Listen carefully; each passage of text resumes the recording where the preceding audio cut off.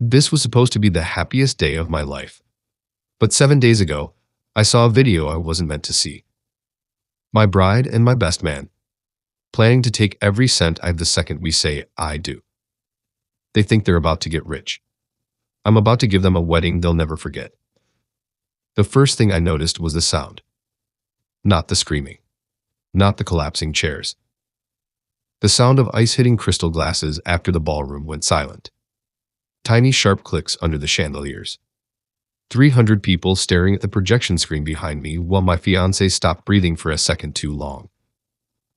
I remember the smell of burnt candle wax from the centerpieces. The air conditioning in the ballroom was freezing, but sweat kept sliding down my back under the tuxedo. On the screen, Sophia stood in the hallway outside our apartment.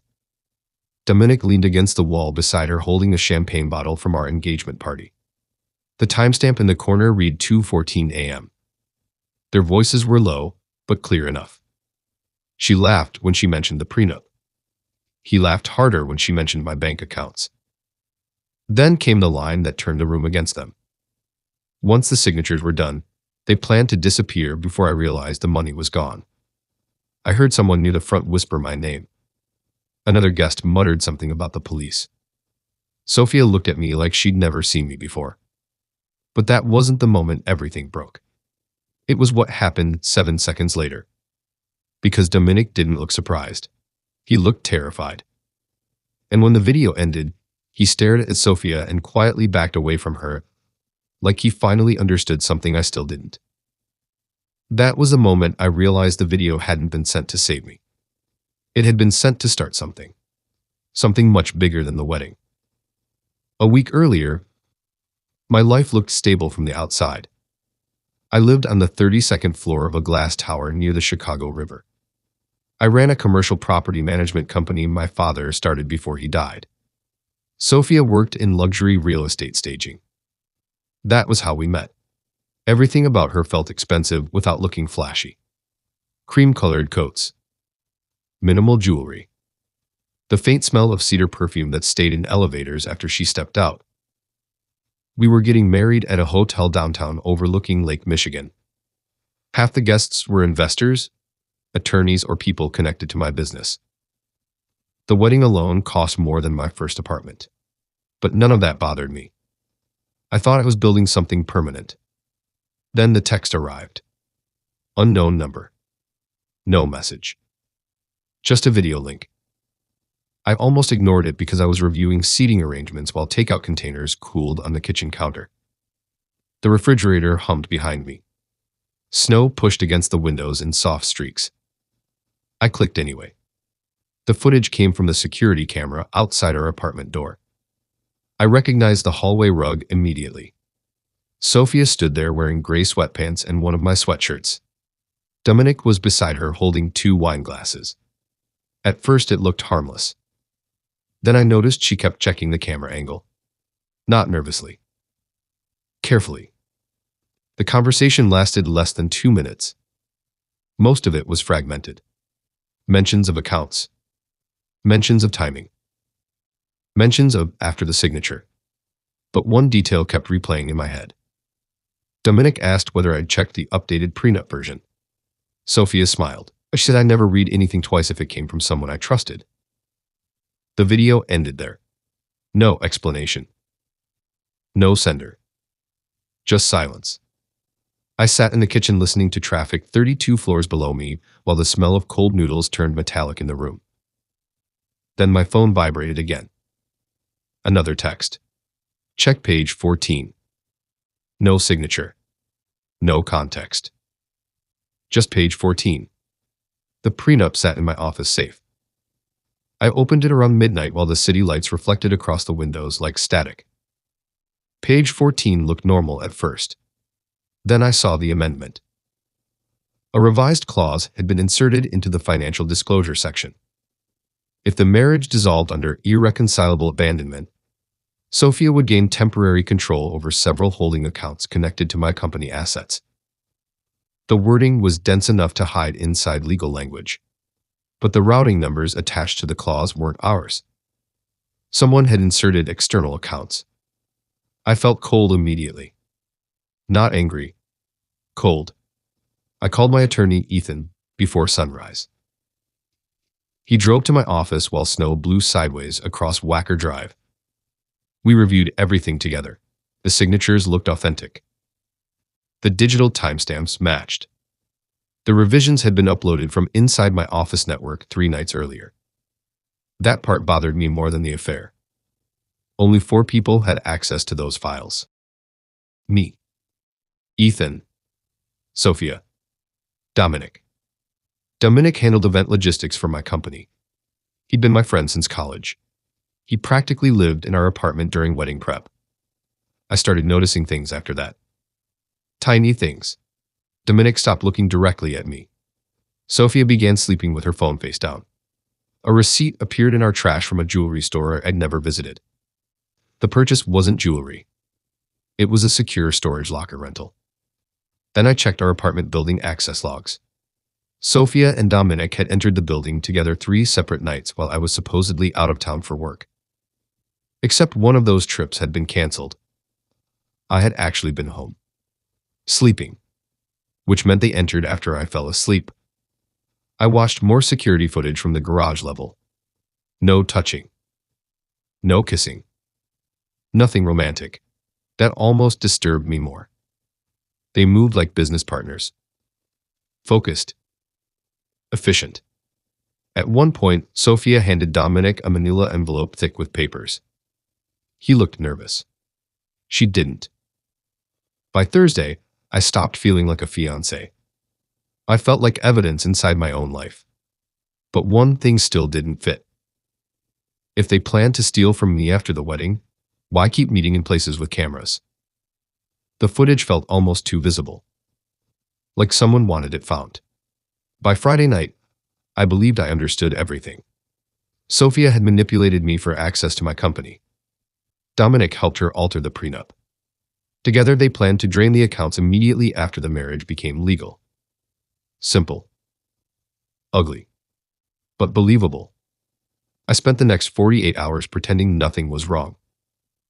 That part exhausted me more than the betrayal itself. I helped finalize floral arrangements while Sophia leaned against my shoulder reviewing guest confirmations. I drank whiskey with Dominic in the hotel lounge while jazz music echoed through the empty bar. The entire time, I kept replaying the surveillance footage. The weirdest part wasn't their plan. It was how relaxed Sophia looked while discussing it. Almost rehearsed. As if she already knew someone would eventually watch the recording. Saturday morning arrived gray and windy. Chicago looked colorless outside the hotel windows. The ballroom smelled like roses and polished wood. Guests moved through the lobby wrapped in dark coats, while valets dragged luggage across wet pavement outside. I remember staring at Sophia before the ceremony. She looked calm. Too calm. Not guilty. Not nervous. Certain. That certainty irritated me enough to continue with the plan. I told the AV technician I wanted to surprise everyone with a pre-vow tribute video. Nobody questioned it. At 5:42 p.m., the ceremony started. By 6:03 p.m., every screen in the ballroom displayed the hallway footage. People stopped eating, stopped breathing, stopped moving. The silence felt physical. Sophia's face drained of color immediately. A woman near the back dropped her champagne glass. Dominic stepped backward so fast he hit a serving cart. The footage ended. I exposed the prenup revisions. I announced attorneys were already reversing access permissions. I informed them both they'd be removed from the apartment before morning. For a second, it felt satisfying. Controlled. Perfect. Then Dominic said something that shattered the entire story. Not loudly. Barely above a whisper. He kept staring at Sophia while he said it. You told me he already knew. The room shifted. Not emotionally. Physically. Like the air pressure changed. Sophia didn't deny it. She just closed her eyes. And suddenly I understood something terrifying. Dominic thought he was helping me. Everything after that happened in fragments. Hotel security arrived first. Then attorneys. Then my phone started vibrating nonstop. 3 separate fraud alerts triggered across company accounts. Not outgoing transfers. Incoming access requests. Someone was trying to enter dormant corporate accounts connected to properties my father owned before he died. Accounts almost nobody knew existed. Except family. I left the ballroom and locked myself inside a conference suite upstairs with Ethan. The city glowed blue outside the windows. Snow swirled against the glass like television static. That was when Ethan finally admitted something he'd hidden from me for years. My father's company had been under federal financial review before his death. Not criminal. Protective. Someone inside the extended family had been siphoning money through shell properties for nearly a decade. My father created dormant accounts to track the movement quietly. After he died, ownership structures became fragmented and impossible to monitor cleanly. Then Sophia entered my life 2 years later. Not randomly. Strategically. Except not for the reason I thought. She wasn't targeting my money. She was tracking whoever had been stealing from the company. And Dominic wasn't her partner. He was mine. At least originally. 6 months earlier, Ethan privately hired Dominic to monitor unusual activity around the wedding contracts and property transfers. They suspected someone close to me planned to use the marriage as legal leverage to access the dormant holdings. Dominic agreed because he was drowning in debt. Sophia discovered the arrangement almost immediately. Instead of exposing him, she recruited him. Not romantically, psychologically. She convinced him someone inside my family intended to frame her once the accounts moved. That was why the hallway conversations sounded rehearsed. She wanted the footage discovered. She wanted me to see a controlled version of events. But there was another layer underneath it. Because Sophia herself wasn't the one accessing the hidden accounts either. Someone else used the wedding chaos as cover while all attention stayed focused on us. The access requests originated from inside my corporate office. Using my credentials, I checked the login timestamps. Every transfer attempt happened while I stood downstairs at my own wedding. Which meant whoever did it knew exactly when I'd be distracted. Then Ethan went quiet. Not nervous. Resigned. He removed his glasses slowly and placed them on the conference table. That was when I finally noticed his hands shaking. Not from fear. From exhaustion. He told me he'd spent years protecting my father's assets from the same person. The same person who sent me the video. The same person who orchestrated the prenup discovery.